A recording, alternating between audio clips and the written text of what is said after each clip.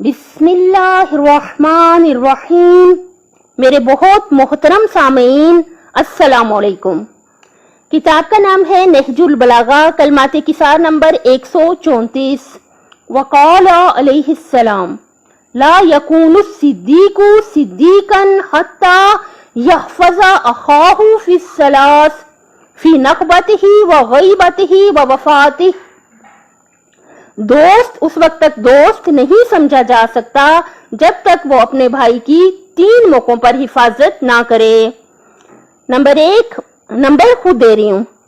मुसीबत के मौका पर, उसके पसे पुश्त यानी जब वो मौजूद ना हो, और उसके मरने के बाद।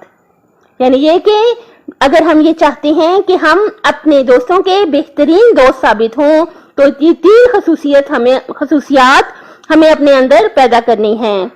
क्या कौन अच्छा दोस्त होता है जो 3 मौकों पर अपने दोस्त की हिफाजत करे, अपने भाई की हिफाजत करे।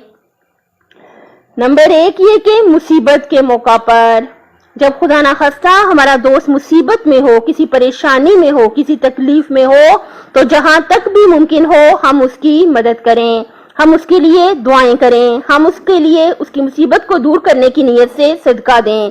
जो कुछ भी हमारे लिए मुमकिन है हम उसको हौसला भी दे सकते हैं। जो कुछ भी मुमकिन हो हमारे लिए हमें वो करना चाहिए जब हमारा दोस्त मुसीबत में हो, खुदा ना खास्ता।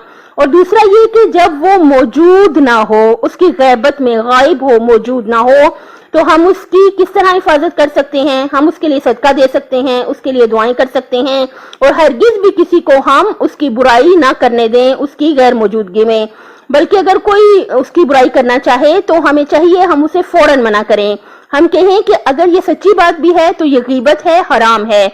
अगर उसमें कोई बुराई पाई जाती है तो हम में भी जाहिर है बहुत सी बुराइयां पाई जाती हैं। हरगिज भी अल्लाह के मज़हब में इजाजत नहीं है कि किसी इंसान की गैर मौजूदगी में वो सच्ची बातें, सच्चे ऐब जो कोई इंसान वहां मौजूद नहीं है उसके हम बयान करें। हरगिज भी इसकी इजाजत नहीं है।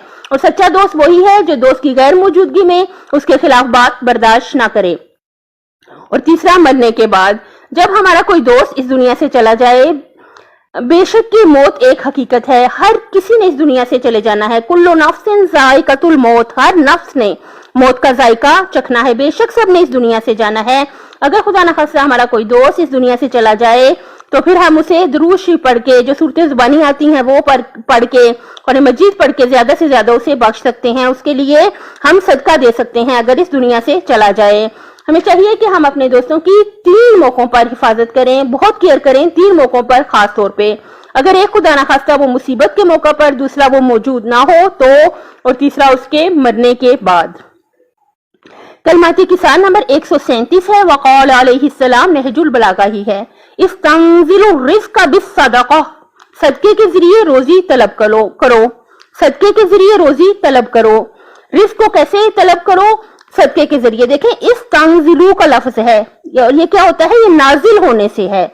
यानी मतलब क्या है? रिज़्क़ हकीकत में नाजिल होता है। नाजिल क्या होता है? ऊपर से नीचे आने को नाजिल होना कहते हैं ना। यानी क्या मतलब कि नीचे जमीन पे जब हमारे लिए अल्लाह ताला मुख्तलिफ सबब बना देता है। और इंसान के लिए रिज़्क़ का क्या फरमाया मौला ने कि रिज़्क़ इंसान को ऐसे तलाश करता है जैसे मरने वाले को मौत। सबब इंसान का इंसान ही बनते हैं, मुख्तलिफ चीजें सबब बन जाती हैं और रिज़्क़ हम तक पहुंच जाता है। मौला ने कहा कैसे नाजिल करवाएं अपने लिए रिज़्क़ को?